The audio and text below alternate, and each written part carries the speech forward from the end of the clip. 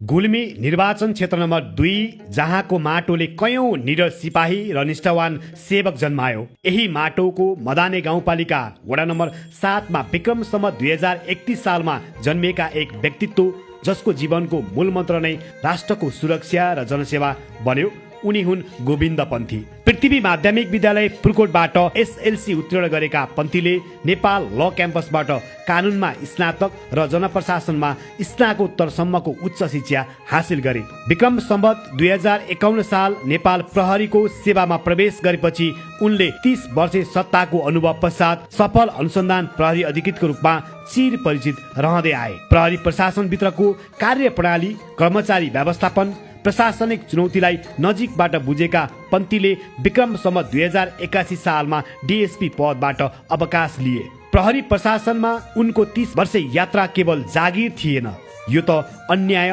व्यतिथि विरुद्धको एउटा लामो सङ्घर्ष थियो। नेपाली राजनीतिको इतिहासमै सबैभन्दा लज्जास्पद काण्ड नक्कली भुटानी शरणार्थी प्रकरणको पर्दाफास गर्ने टोलीको एक प्रमुख सारथीको रूपमा उनले निर्भीकताका साथ अनुसन्धान अगाडि बढाए। निरा हत्या प्रकरण, पुल्चोक महिला अपहरण, साँखु लुटपाट प्रकरण जस्ता कयौं प्रकरणमा सफल अनुसन्धान गरिसकेका छन्। पन्थीको योगदान यति मात्र सीमित छैन। त्रिभुवन अन्तर्राष्ट्रिय विमानस्थलमा भिजिट भिसाको आडमा सोझा नेपालीलाई विदेशमा अल्पत्र पार्ने र मानव बेचबिखन गर्ने सङ्गठित गिरोहलाई पनि उनले काल साबित भए। उनकै नेतृत्वमा 37 जना शक्तिशाली गिरोहहरूको सदस्यलाई कानुनी कठघारामा उभ्याइयो।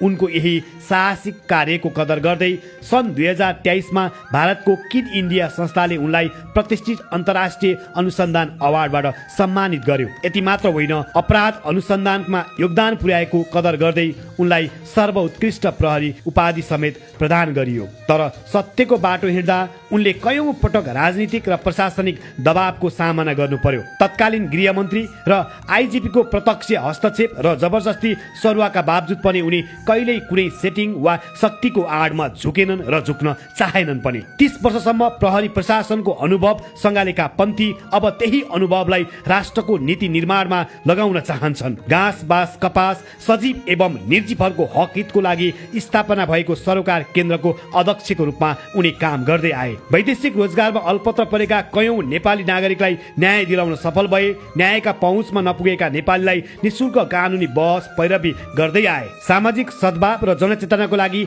स्थानीय तहमा वैदेशिक रोजगारको ठगी, साइबर अपराध, मानव बेचबिखन, घरेलु हिंसा एवं लागू औषध सम्बन्धी जनचेतना फैल्याउँदै आए। हिजो वर्दीमा रहँदा अपराधी समाते, अब संसदमा पुगेर यो व्यवस्था सुधार्न चाहन्छु भन्ने संकल्पका साथ उनी राष्ट्रिय स्वतन्त्र पार्टीको तर्फबाट घण्टी चिन्ह लिएर गुल्मी क्षेत्र नम्बर 2 बाट चुनावी मैदानमा हुमिएका छन्। कानुनको ज्ञात र 3 दशक लामो प्रशासनिक अनुभव भएका गोविन्द पन्थी अहिले गुल्मी 2 का लागि एक आशा र भरोसाका केन्द्र बनेका छन्।